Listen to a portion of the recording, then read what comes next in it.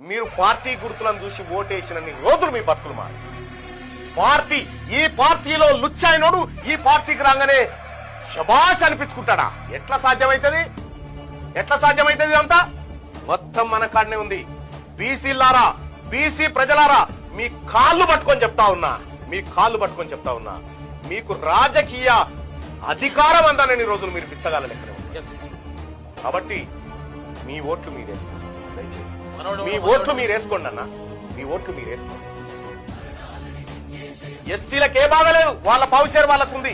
ఎస్టీలకే బాగలేదు, వాళ్ళ పావుషేర్ వాళ్ళకుంది. బీసీలకే ఒకడు ఏ లాభం లేకుండా ఎందుకు బతుకుతున్నామో తెలియకుండా కేవలం ఎన్నికల తేదీ నాడు పోయి ఓట్లేసి వచ్చే మిషన్ల లెక్క తయారైపోయాం. మిషన్ల లెక్క బంజర్ దొడ్లే బంధించబడ్డటువంటి పశువులు ఎంతో మనం గట్ట తయారైపోయాం. ఎన్నడూ మారుతాం. ఇంకా ఎవరు చెప్పాలొచ్చి చెప్తాడా?